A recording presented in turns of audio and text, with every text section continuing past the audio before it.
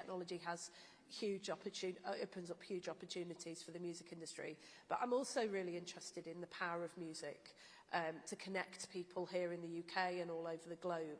This time last year I was at the UN General Assembly in New York, where we were grappling with the major challenges of conflict, of climate change, of a fracturing political world order. And just down the road at the Grammys party, there was a completely different story being told about the power of music to connect people, even at times when it feels that there is so much division. And Britain was right at the centre of all of that. I wonder if you could talk a bit about what you think the possibilities are for the music industry. Yeah, I think if you look at history, the Beatles, the Rolling Stones, Elton John, David Bowie, Amy Winehouse, Sex Pistols, Clash, they have defined history. And we talk about content, IP, innovation as this sort of soft power. It is a form of soft power because of our language, because of our culture, our values, and the category has become, over this period, over the last 60 years, a brand of Britishness as an export model within itself. So in the same way that you look at hip-hop or jazz or classical music as a category, British culture, lyrics, has been exported for the last 60 years. And if you ask yourself, what decade is defined by what you listened to and what you enjoyed, you can pretty much identify from the 60s through to the Human League in the 80s, and right up to, obviously, to present day. We've heard from, you said earlier that we outweigh where we are on the global stage. I'm from North London, but I have lived in California for 15 years now. I oversee 60 countries for investment. And for the first time in my career, we see awards going to Korea. We see some of the top acts coming from Puerto Rico.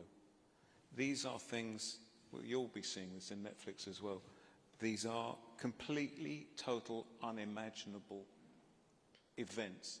And the technology which everybody's leaned into has really equalized investment opportunity, and it's created an avalanche of competition where a country, a nation will follow the investment where there is a framework for legal protection on AI, on responsible AI, on copyright. So I've woken up in a new future 20, 25 years later, where China, which was a market where we never invested in because it was an entirely counterfeit market, is now the 7th biggest market in the world. There's an enormous amount of conversation and identification going on in my company, and therefore I assume the rest of the industry, on India.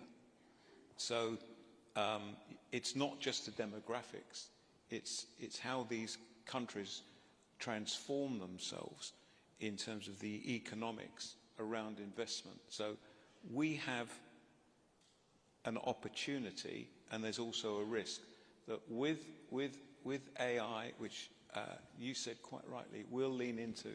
I'm incredibly optimistic about AI on the functional level, that it can work with composers and writers and creators to stress test their authenticity and their talent. But there's also, AI gives us a new category of licensing, of ways in which the music can be shared and conjoined that we've never had, in the same way that you mentioned radio and sheet music and polyphonic synthesizers were going to kill orchestras and it was going to ruin classical musicianship. It did the opposite. It made it boom. So we're at a crossroads. The advantage for the UK, about the UK as an investor, is that it has, as the Prime Minister keeps repeating, the rule of law, a non-politicised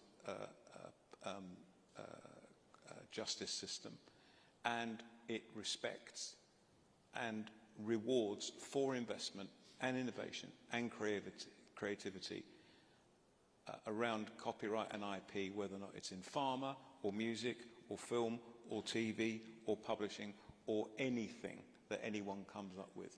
So we are going to increase substantially our investment in the UK. I've been spending a lot more time here in the last 6 months.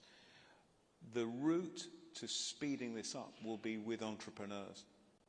So my commitment, our investment is in new ideas, entrepreneurs.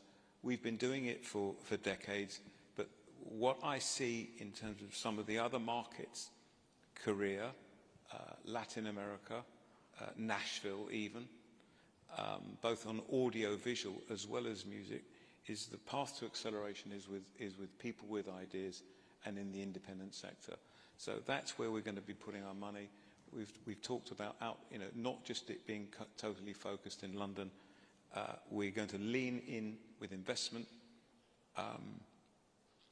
and this soft power that you can look at the artists that I've mentioned over a 40, 50, 60-year life cycle, but it's the hard economics of the one that we find this afternoon or tomorrow that actually drives everything, from this soft power through to taxation.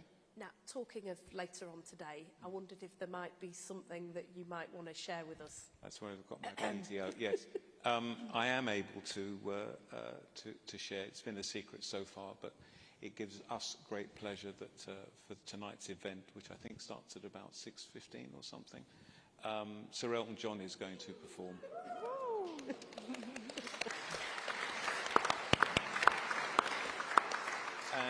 And he's someone who really epitomizes everything that I've spoken about. He is iconic. His music, his philanthropy defines Britishness. It defines, he's an ambassador. And so he wanted to be here, so he's going to be performing. I wish you could see the politicians' faces in the front row here.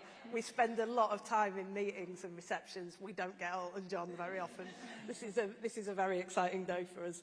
And I love the way that you talked about ambassadors. You use the same phrase as well, Gareth, but I think that just goes to show what these industries do for our country and do for the world if we get it right. And Maria, last but not least, because our heritage and cultural sector is an incredible crown jewel in Britain, perhaps hasn't had the attention that it's deserved. But when I look at organisations like the Tate, what they do, in Liverpool, in London, all over the country, it's the most incredible thing. But like so many other parts of the creative industries, there's intense competition for investment. What would your message be to people who are thinking about investing here rather than, say, France or the US? What's our USP? Absolutely. Well, I mean, the visual arts in this country is genuinely world-leading. Dame Tracy Emin is a name as well known, I would say, as Sir Elton John. And she welcomed 100 visitors to her studio here in London last week during the Frieze Art Fair, who came high net worth individuals from all over the world. She talked about a painting that she'd finished the night before. She's a product of our art schools, which are absolutely the best in the world. She's a working class girl who would not have ended up where she was were it not for our art schools. And she invests back in her hometown of Margate. She's created an art school for young people who would otherwise not be able to pay university fees. So she's ensuring that our visual arts and our museums will remain competitive. The mayors sitting along the front row, every single one of those have world-class collections in their cities, whether you talk about Leeds or Liverpool or Manchester, or the contemporary arts that are shown in Margate or Eastbourne or Penzance. It's spread right across our country. And although you'd expect me to talk about artists like Tracy Emin, who is absolutely inspirational, It's also about money. So the Frieze Art Fair last week generated £1.6 billion for the UK economy. The UK's visual art market is 17% of the world market, more than the rest of Europe altogether. It's third only behind the US and China. And that soft power that you talk about, Lucian, is felt across the continents of this globe. This week, Tate has 2 shows in Shanghai, Ella Natchui, the Ghanaian artist, and our great historic Turner paintings. I understand the Foreign Secretary is going to see it, which I'm very pleased about. But over the last 3 years, 1 million Chinese people have seen Tate shows in that country. And you see that replicated across all of the globe. There are 1 million people who will see Tate exhibitions in this next year across the world.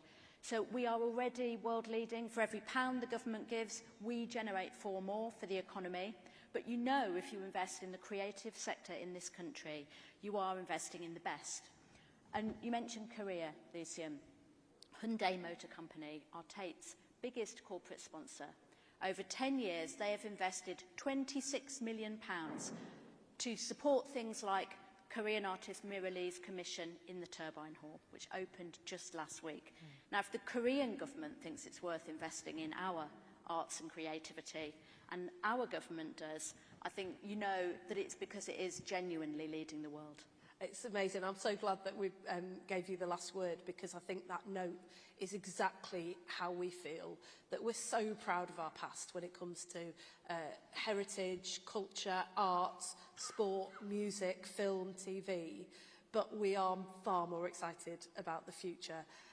Can I just say a big thank you to you all for spending some time listening to the discussion. I hope you've been really inspired by it. Our absolutely clear message is we have the talent, we have the assets here in the UK, and we are absolutely open for business. Big thanks to our panel, and look forward to seeing you all later for a bit of Elton John. Exactly. Thank you. That was so great. We'll go back to the election. Well, thank you, panel. A terrific discussion. Bang for the buck, soft power. Fantastic. We've heard from the Prime Minister. We're coming to the end of our morning plenaries. Have your chats off to the side, please, ladies and gents. We're coming to the end of our morning plenaries. We've heard from the Prime Minister, experts, world leaders in the fields of technology, innovation, sports and the arts. And now, distinguished guests, it's time for you to choose to attend one of 2 breakouts. The health tech ecosystem, turning data into decisions.